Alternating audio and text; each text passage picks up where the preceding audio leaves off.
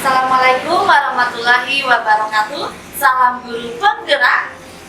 Perkenalkan, nama saya Sally Octavian Rusman dari SDN 035 Soka, Kota Bandung. Saya juga sebagai calon guru penggerak angkatan 4. Alhamdulillah, pada hari ini saya akan menyampaikan demonstrasi kontekstual budaya positif dalam penanaman disiplin positif dengan langkah-langkah segitiga restitusi yang akan saya implementasikan kepada peserta didik saya. Selamat menyaksikan.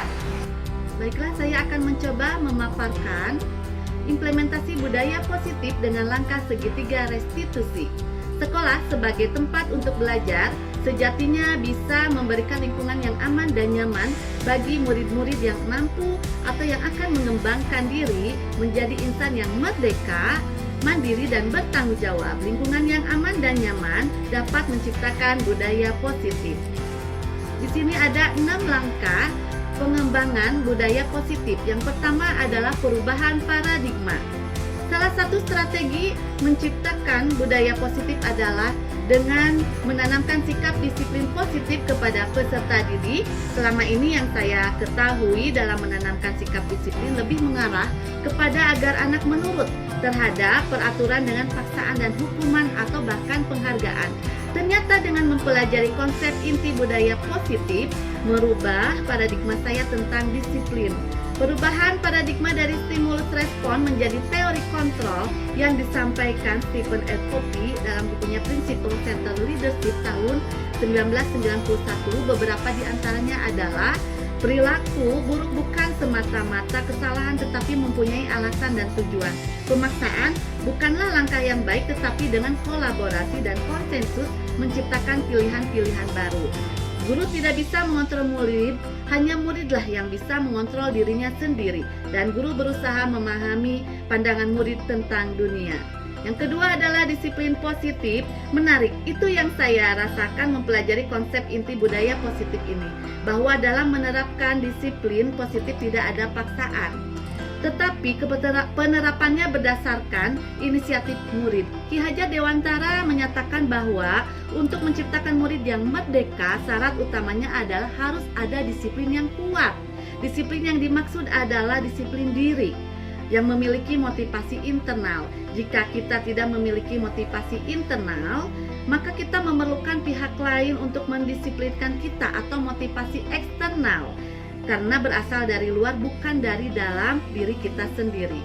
Yang ketiga adalah keyakinan kelas. Langkah konkret dalam implementasi disiplin positif adalah melalui keyakinan kelas yang di dalamnya ada nilai-nilai kebajikan. Yang menjadi pertanyaan adalah mengapa tidak peraturan kelas saja? Ini salah satu contoh ya.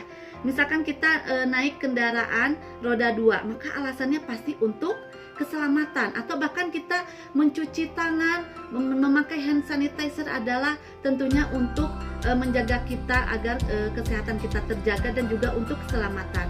Nah, keselamatan dan kesehatan itu adalah salah satu contoh nilai-nilai kebajikan yang merupakan prinsip-prinsip universal yang disepakati bersama secara universal.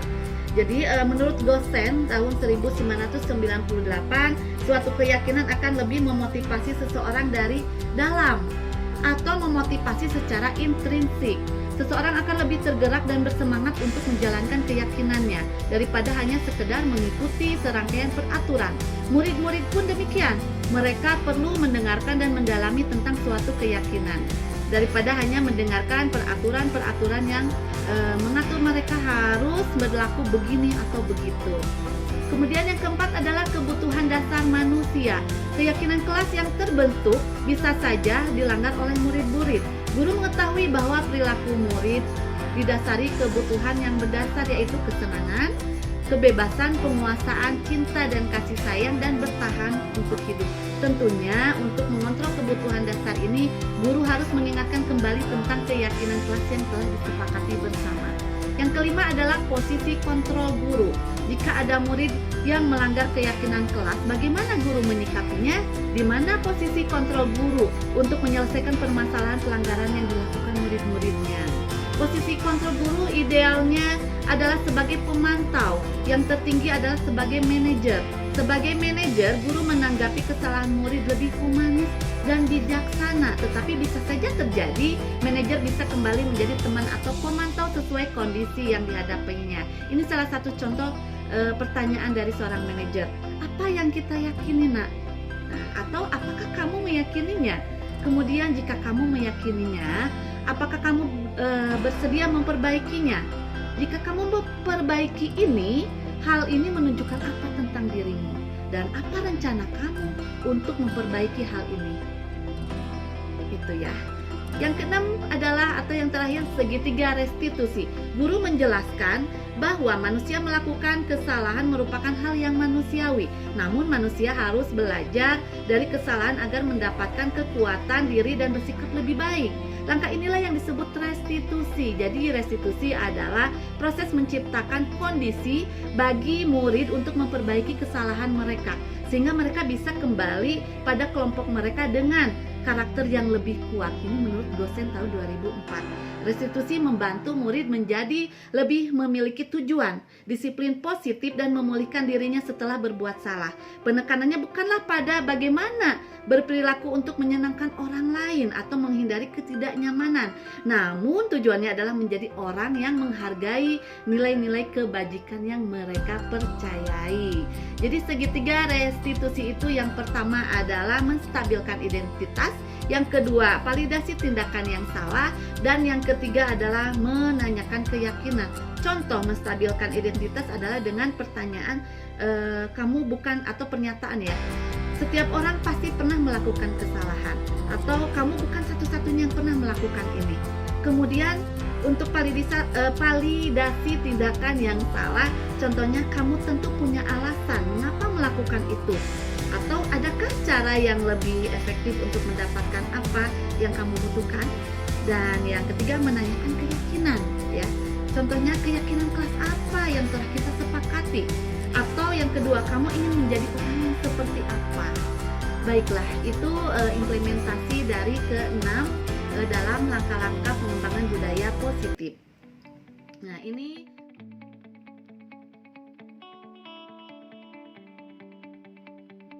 hari ini mau menanyakan tentang keyakinan kelas. Tahu kan keyakinan kelas?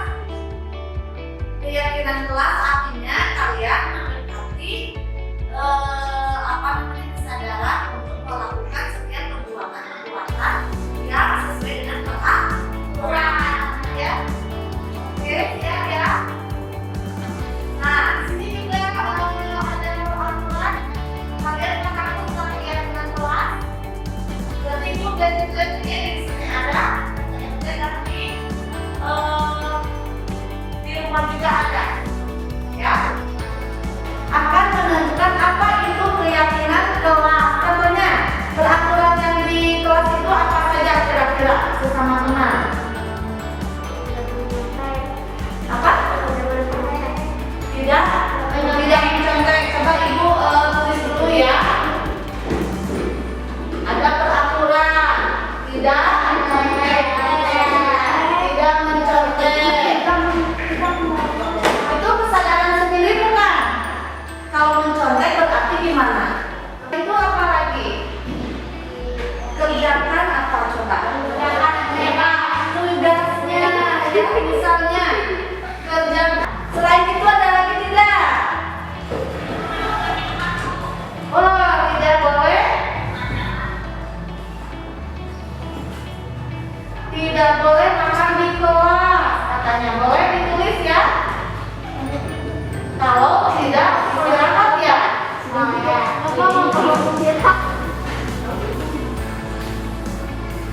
Nah, ini misalkan 5 contoh ya yang kalian sebutkan tadi.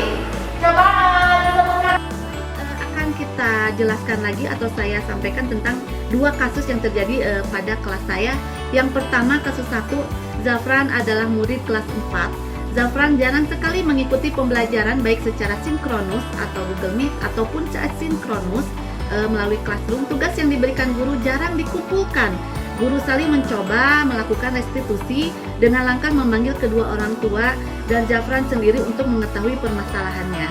Setelah bertemu, Guru Sali menemukan masalah bahwa Kedua orang tua Zafran bekerja wirausaha, berarti sangat sibuk sekali, dan ibunya tidak paham digitalisasi. Zafran sendiri keasikan bermain. Selain itu, Zafran sebetulnya bisa mengoperasikan Classroom, tetapi belum paham untuk pengiriman tugas melalui Classroom.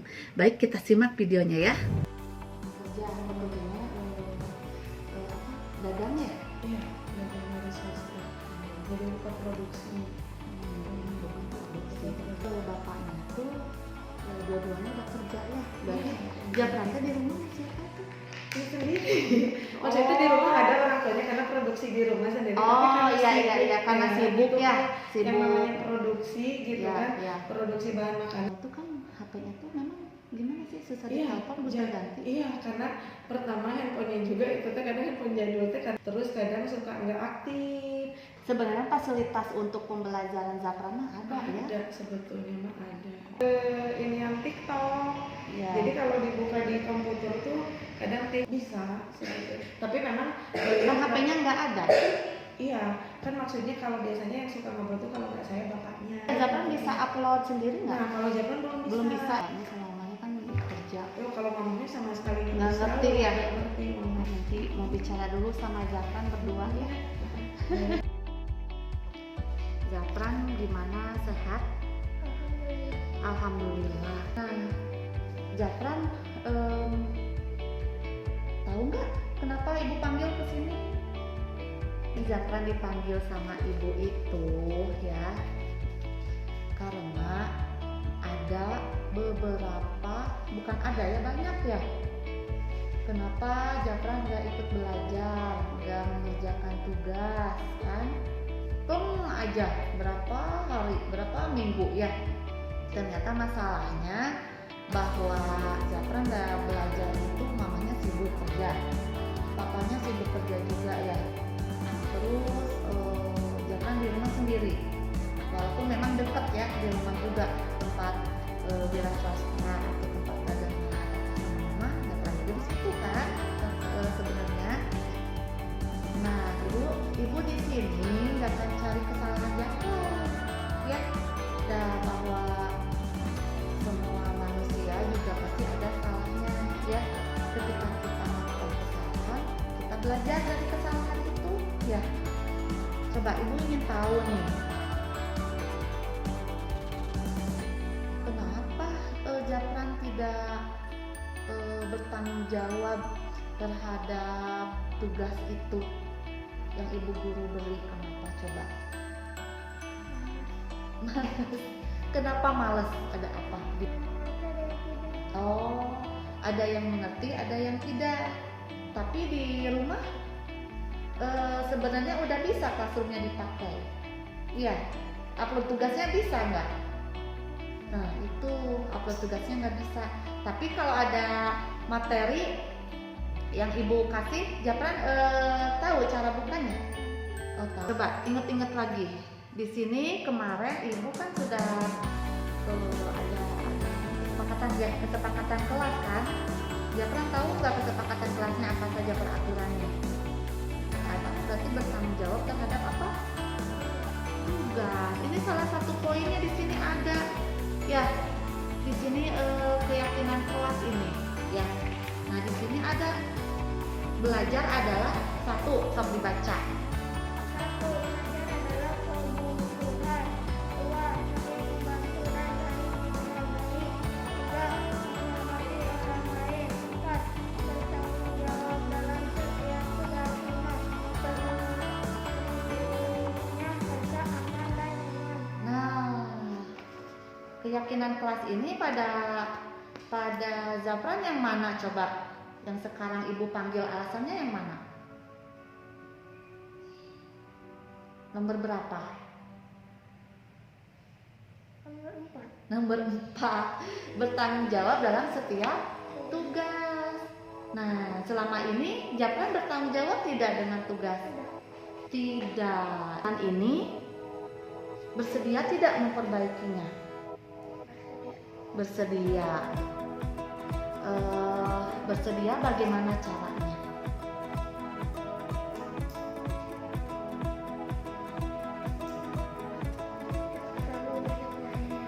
Tidak terlalu banyak main, betul. Tapi kalau main boleh tidak? Boleh ya, mau main juga boleh sebetulnya, tetapi di sisi lain Zafran harus punya sikap yang bagusnya, yaitu mengerjakan PR atau tugas ya. Ibu suka kirim materinya lewat mana? Classroom. Kalau lewat classroom berarti Zafran harus berlatih lagi, belajar lagi bagaimana cara menggunakannya ya, biar tidak minta bantuan kepada ayah, mama, sama uang ya, karena mereka sekarang kan banyak yang ketertinggalan nih. Jadi gimana dong? Diperbaiki, pinter ya. Berarti sekarang Zafran paham ya apa yang mesti dilakukan. Berarti kembali lagi ke mana? Ke hati. Kalau hatinya sadar, tergerak, yakin mau melaksanakan, berarti akan dilaksanakan tidak? Ya, mulai kapan? Mulai besok. Dalam kendala yang ada tadi disampaikan sama menanyakan sama Pak juga. Coba dua ya. Coba.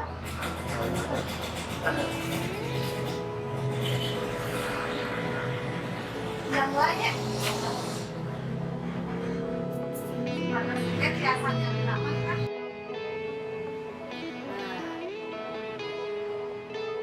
Ini bagaimana caranya kalau dia kan udah menulis yang tadi soal tadi kan?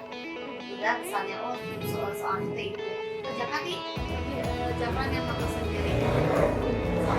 Misalkan ini tugas yang udah dikerjakan Zafran. Pokok misalnya tugas.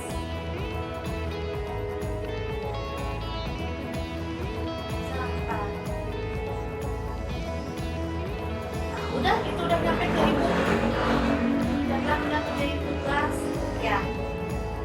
Bisa? Bisa lah. Selanjutnya kasus 2 ya. Guru Sali melakukan pembelajaran sinkronus melalui Google Meet dengan jadwal pukul 9.30 pagi. Pukul 9.30 lewat ada 8 murid yang belum masuk, yaitu Airlangga, Asila, Bilkis, Selina, Naura, Bagas, dan Zafran. Murid yang hadir sebanyak 7 orang walaupun terlambat, dan 1 orang tidak hadir.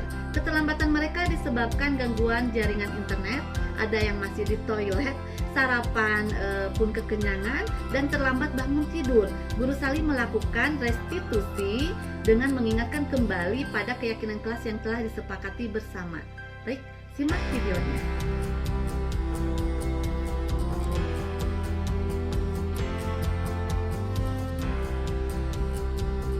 Assalamualaikum warahmatullahi wabarakatuh.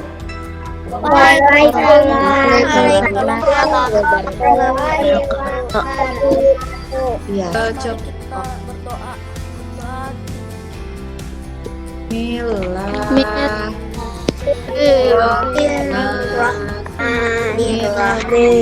anak-anak hari ini ada yang datangnya cepat, ada yang datangnya masuk ke room Gimit ini telat 1 menit, ada yang telat 4 menit, ada yang telat 7 menit. Nah, yang gurunya kan iya ya, tapi apa-apa karena setiap orang pasti ada tujuan. Nanti Ibu akan tanya kenapa telat ya. Coba kalian perhatikan, Bu kasih waktu buat kalian membaca modul yang Ibu share ini. Kalian baca dalam hati, Ibu kasih waktu. Sebelumnya kalian sudah melaksanakan pembiasaan kan? sudah. Iya, direm hati ya. Nah, pamitos teraman dibaca fullnya.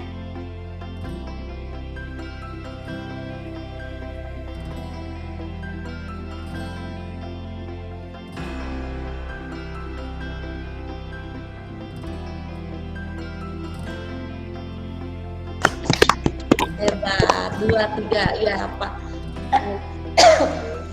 Nah, oke. Terima kasih, hari ini belajar hanya itu saja, literasi dulu. Nanti insya Allah besok ada waktu kita bahas semua karena Ibu ada kegiatan lagi. Terima kasih atas kehadirannya, tapi tolong jangan dulu keluar atas nama yang tetap di room ini ya, jangan dulu keluar ya. Naura jangan keluar. Bilkis, Asila, Elina, Peda, Bagas, Erlangga. Oke, anak-anak. Siapa ini? Berapa orang? 7 orang ya. 7 orang. Untuk masuk jadwal jam berapa? 9.30. 9.30. 9.30. Iya, tadi ada yang lebih jamnya 9.31, 9.33, 9.37. Nah, jadi teman-teman kalian pada menunggu tadi karena beberapa belum masuk tepat pada waktunya. Jadi aja belajarnya ngegeser ya. Halo. Nggak apa-apa ya, ada telat mah namanya manusia, pasti ada kesalahan ya, tetapi nanti sesuai komitmen waktunya ya, 9.30. Terlihat? Terlihat? Baik, baca sama-sama. Lihat. Baik, baca sama-sama.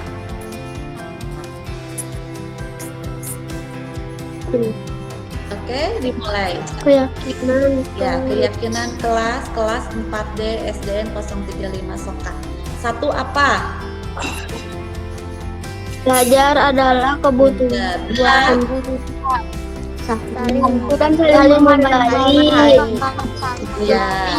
Ketiga, Menghormati orang lain. iya betul. Keempat, Bertanggung jawab. Bertanggung jawab dalam setiap tugas. iya. Kelima, Seluruhnya dan nyaman. nah tadi yang telat itu masuknya ke keyakinan kelas nomor berapa? Ketika ada teman-teman yang sudah masuk duluan sesuai jadwal, menghormati teman tidak? Menghormati teman. Telat itu menghormati? Tidak. Enggak sih. Enggak. Masuknya ke nomor 2 dan 3. Nomor 2 dan Kalau nomor 2 masuk tidak? Nomor 2 saling menghargai, itu sudah tidak sesuai dengan keyakinan kelas nomor 1 dan 3. Belajar adalah kebutuhan dan saling menghormati. Ibu mau tanya satu-satu, kalau Peda kenapa tadi telat? Oh, tadi bangunnya siang. Iya. Selina? Kalau Selina? Gini Bu, jadi tadi kan saya nggak punya kuota.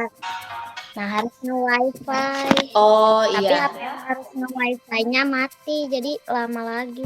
Oh iya, oke. Teknis ya berarti. Masalahnya teknis ya. Kemudian Bagas? Tadi lagi makan Bu. Oh lagi makan. Iya. Lagi makan. Kalau Bilkis? Sama Bu kayak Bagas. Kalau Bilkis lagi makan ya. Bilkis lagi makan. Kalau Naura? Telat bangun. Naura telat bangun ya. Oke. Kalau Angga? kelamaan di kamar mandi. Kelamaan di kamar mandi. Lagi apa? Main air. Main air. Aduh, kalian teh. Asila kenapa? Nah, Jaringannya gangguan, Bu. Oh, jaringannya gangguan. Oke. Ternyata masalah-masalahnya itu ada yang teknis, wifi-nya habis, terus gangguan, kemudian ada yang telat bangun, ada yang tadi apa? Lagi makan, lagi di air. Ada lagi tadi apa? Bilkis apa? Oke, Lagi makan, Bu. baik. Nasinya kebanyakan. Nasinya kebanyakan, jadi kenyang. Iya. Ya. Baik anak-anak, kalau begitu menurut kalian perbaikan apa yang mau dilakukan? Jangan diulangi lagi. Tidak diulangi lagi dan tidak diulangi Ya. lagi. Iya. Ada lagi? Dan tidak akan telat lagi, Bu. Tidak akan telat lagi. Waktu. Tapi kalau kendala teknis mungkin dimaafkan, semua dimaafkan. Tetapi nanti ada perubahan sesuai waktu. Mudah-mudahan tidak ada kendala-kendala teknis lagi lainnya ya. Ada lagi mau perbaikan yang lain? Tidak diulangi, terus kemudian datang tepat waktu. Ada lagi? Udah itu saja. Cukup ya? Udah, Bu.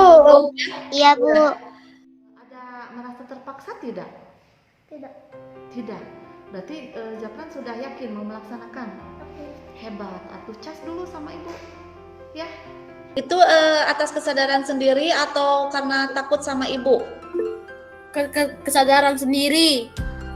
Kesadaran. Berarti bukan karena ibu jadi marah-marah sama kalian ya, nggak akan marah-marah, ibu mah capek nanti cepet tua ya. Alhamdulillah, implementasi segitiga restitusi telah saya sampaikan. Semoga bermanfaat. Wassalamualaikum warahmatullahi wabarakatuh.